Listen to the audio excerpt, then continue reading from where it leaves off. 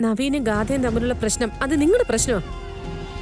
അത് പരിഹരിക്കാൻ വേണ്ടി കൃഷ്ണ അവിടെ ഇനി ഒരു കാലത്തും വരില്ല. അതിനു വേണ്ടി വിളിക്കാൻ വേണ്ട. ശാന്തി, ഹലോ. വളരെ സിമ്പിളായിട്ട് അവളങ്ങ് പൊക്കോട്ടെ, ആ നിമിഷം തന്നെ ഞാനും അങ്ങ് ചത്താ മതിയല്ലോ എന്നൊക്കെ പറയാ സിനി. പക്ഷെ ഇതെന്റെ മോളുടെ കാര്യമാണ്. ഞാൻ അവസാനിച്ചു പോയാലും അവക്കൊരു ജീവിതം ഉണ്ടാവണ്ടേ? അല്ലെങ്കിൽ എന്റെ ആത്മാവിന് പോലും ശാന്തി കിട്ടില്ല. ആ നാഗശാപത്തിന്റെ ആ കാര്യം അറിഞ്ഞ നിമിഷം തന്നെ എല്ലാം അങ്ങ് അവസാനിപ്പിക്കണമായിരുന്നു. അന്ന് അവളുടെ കരച്ചിലെ ഞാൻ പേടിച്ചു, ഇപ്പൊ അവളുടെ മരണത്തിനെയും. എന്നേക്കുമായിട്ട് എന്തെങ്കിലും ഒരു മാർഗം ഉണ്ടാക്കിയല്ലേ പറ്റൂ. അല്ലെങ്കിൽ ഗാഥയുടെ ജീവിതം പ്രതിസന്ധിയിലായപ്പോഴൊക്കെ എന്റെ മുന്നിൽ തെളിഞ്ഞ മുഖം ഒന്നേ ഉള്ളൂ, കൃഷ്ണയുടെ. സത്യത്തില് ഗാഥയെ വല്ലാണ്ട് ഇഷ്ടപ്പെടുന്നു എന്ന് നവീൻ പറയുന്നത് ഈ കൃഷ്ണ അയാൾക്ക് പകർന്നു കൊടുക്കുന്ന സ്നേഹത്തിനെ പറ്റിയാ. കുറച്ചു നാളുകൂടെ ഒരുപക്ഷെ അതെങ്ങനെ നടക്കും മാം? ഇനി ഒരിക്കലും ഇങ്ങനൊരു കാര്യത്തിന് വിളിക്കരുതെന്ന് കൃഷ്ണ പറഞ്ഞിട്ടില്ലേ? കൃഷ്ണ മാത്രമല്ല, കൃഷ്ണയുടെ കൂടെ നിൽക്കുന്ന ആരും ഇനി അതിന് സമ്മതിക്കുമെന്ന് തോന്നുന്നില്ല. അവളെ ഇക്കാര്യത്തിലേക്ക് ഇനി ഒരിക്കലും വലിച്ചിഴക്കരുതെന്ന് ഞാനും തീരുമാനിച്ചായിരുന്നു. പക്ഷെ വേറെ നിവൃത്തിയില്ല സിനി. ഞാൻ ഒരു കാര്യം പറയുന്നുള്ളൂ. മുമ്പൊക്കെ മാം വിളിച്ചൊരു കാര്യം പറയുമ്പോ എത്ര പ്രതിസന്ധിയിലാണെങ്കിലും കൃഷ്ണ അത് അനുസരിക്കുമായിരുന്നു. ഇപ്പോ കൃഷ്ണ അനുസരിക്കില്ലെന്ന് തോന്നിയ മാം നിരാശപ്പെടരുത്. എന്ത് നിരാശ? കണ്ണീരുകൊണ്ട് കാല് കഴുകി മാപ്പ് ചോദിച്ചിട്ടാണെങ്കിലും സമ്മതിപ്പിച്ചേ പറ്റൂ. എനിക്ക് എന്റെ മോളെ ജീവനോടെ വേണം.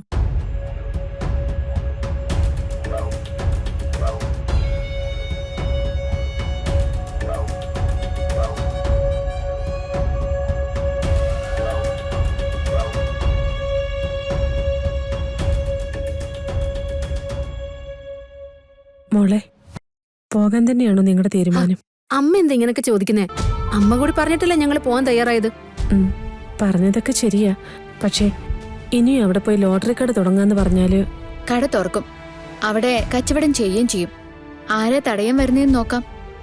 കഴിഞ്ഞ ദിവസം നടന്ന കാര്യങ്ങളൊക്കെ ഓർക്കുമ്പോ അമ്മയ്ക്ക് പേടിയാവുന്നേ.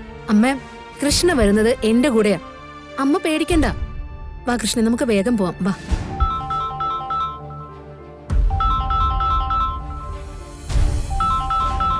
ആരെ മോളെ? സീതാര മേഡം.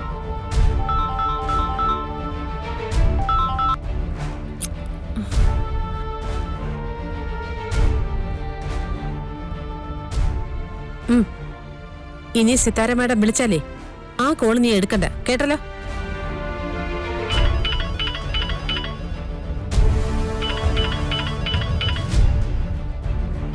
ദേ അവര് തന്നെയാ മാറി മാറി വിളിച്ചോണ്ടിരിക്കുക. വീണ്ടും ചതിക്കാൻ എന്തെങ്കിലും മാർഗം കണ്ടെത്തിയിട്ടുണ്ടാവും. അല്ലാതെ എന്തിനാ വിളിക്കുന്നേ? ഞാൻ എന്തായാലും എടുക്കാൻ പോവാ. ഹലോ. ഹലോ. മോൾക്കുട്ടി, സിത്താരയാണ്. ഞാൻ കൃഷ്ണയെ വിളിച്ചിരുന്നു, അവൾ ഫോൺ എടുക്കുന്നില്ല.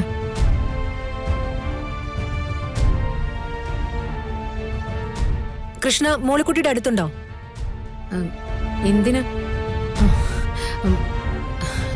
ഗാഥമോളുടെ ജീവിതം വീണ്ടും വല്ലാത്തൊരു പ്രതിസന്ധിയിലായിരിക്കുകയാണ്.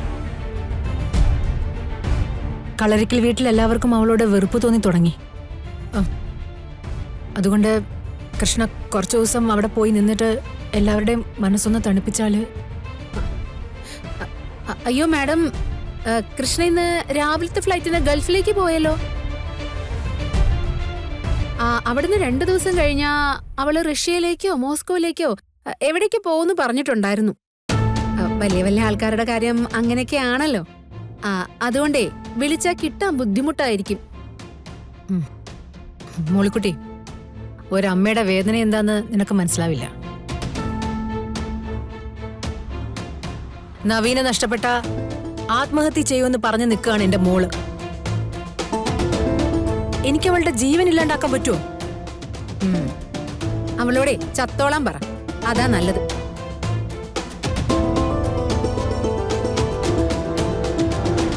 സത്യത്തിലേ നിങ്ങളുടെ മോള് ജീവിച്ചിരിക്കുന്നത് കൊണ്ട് ഒരു കാര്യമില്ല. മോളിക്കുട്ടി, പരിഹസിക്കരുത്.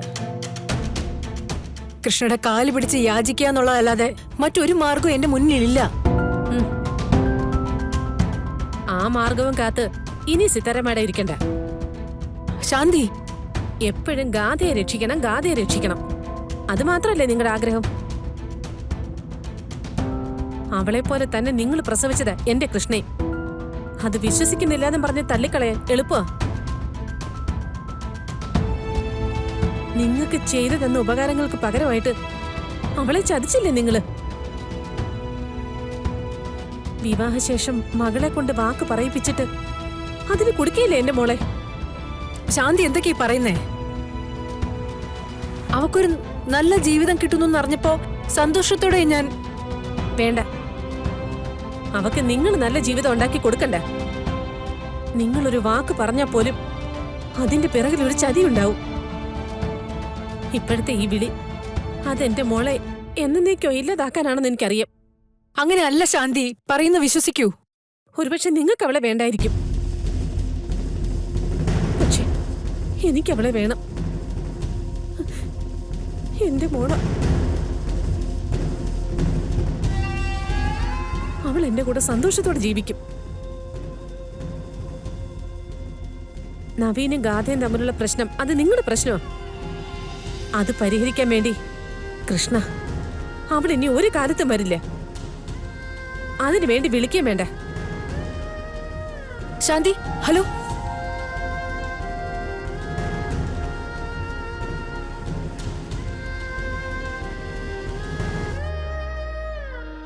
മോളെ, സിത്താരമ്മയുടെ വീണ്ടും വിളിക്കും. ചെയ്തു കൂട്ടിയ ചതികളൊക്കെ നിന്റെ മനസ്സിലുണ്ടാവണം. അതല്ല വേറെന്തെങ്കിലും വാക്ക് കൊടുത്ത് ഇങ്ങോട്ട് കയറി വന്നാലുണ്ടല്ലോ. അവളിങ്ങനെ ഒരു വാക്ക് കൊടുക്കുകയാണെങ്കിലേ അത് നമുക്കൊന്ന് കാണണല്ലോ അമ്മ. ഞാൻ കോൾ എടുക്കില്ല, സംസാരിക്കില്ല, ഉറപ്പാ.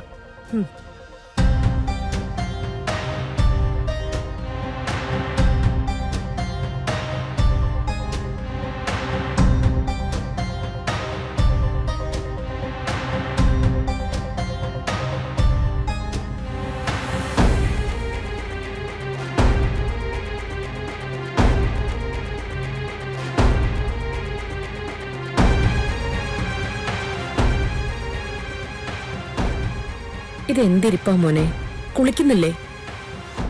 അമ്മ ബ്രേക്ക്ഫാസ്റ്റ് എടുത്തു വെക്കാം.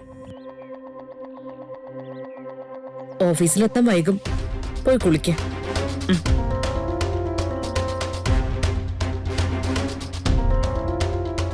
അമ്മേ, എന്താ മോനെ?